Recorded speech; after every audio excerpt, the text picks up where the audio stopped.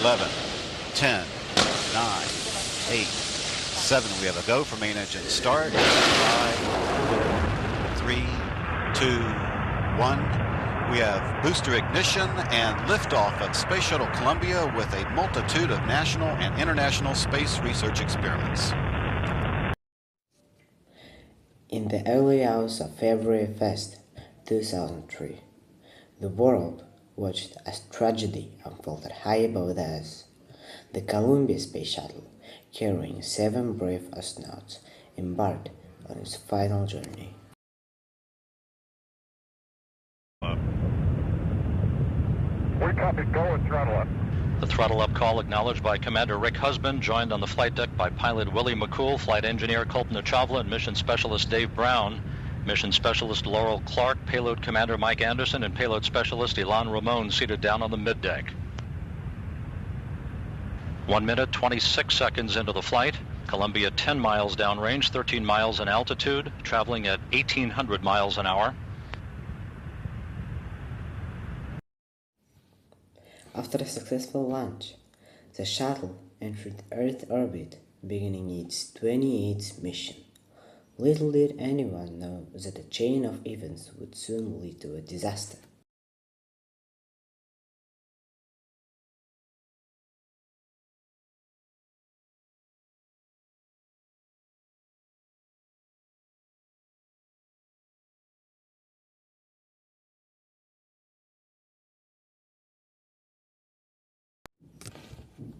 As the days passed, the crew carried out their experiments and observations, unaware of the danger lurking beneath the shuttle's wings.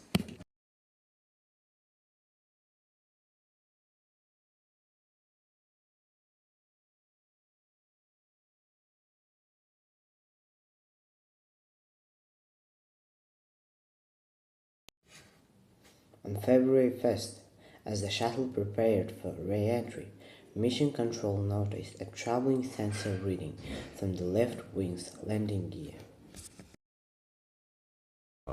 Trail of vapor, right? Of water vapor, and as it goes over, it's usually quite an impressive, beautiful sight. This was markedly different? Yes, it was. I spoke with Concerned about the potential damage, NASA began intense analysis and simulation, trying to assess the risk of re-entry. Security risk as an Israeli, and they were expecting much tighter security at the landing zone. This is a live shot now. We're going to listen into NASA right now to see if we can find out more.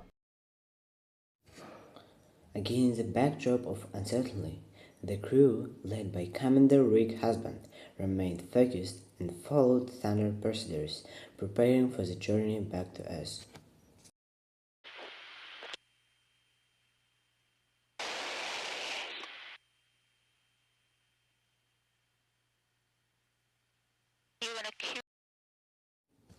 On the fateful morning of February 1st, as the shuttle soared through Earth's atmosphere, searing temperatures breached the compromised heat protection system.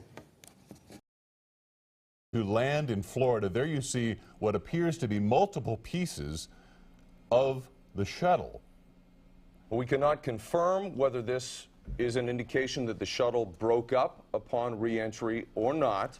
Well, we can confirm right now that NASA has told us shuttle is at an altitude of 200,000 feet, traveling at 12,000 miles an hour. When Mission Control confirms it lost contact, there's been no further communication with the shuttle. Tragically, at approximately 8:59 a.m. Eastern Time, disaster struck. The heat-weakened left wing failed, leading to the breakup of the shuttle.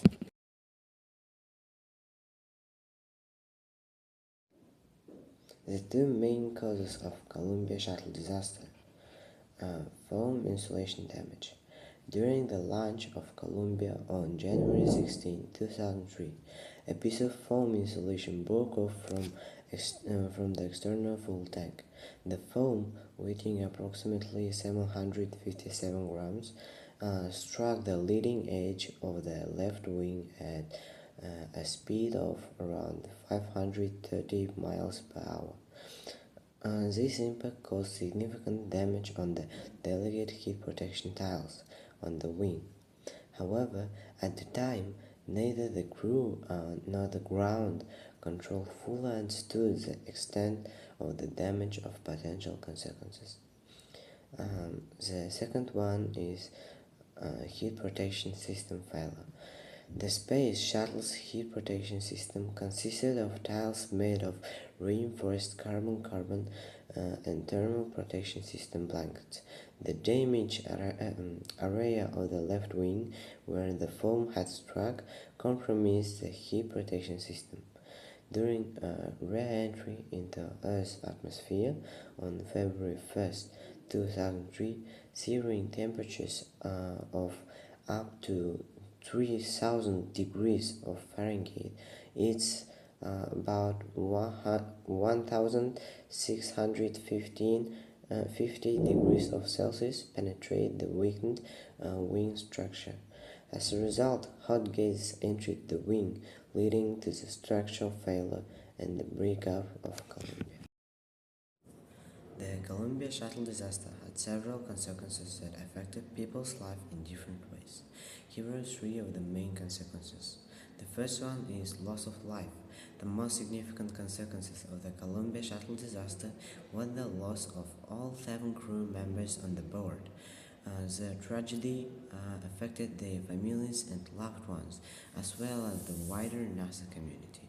It was a reminder of the risk involved in space exploration and the importance of safety measures. The second one is suspension of the Space Shuttle program.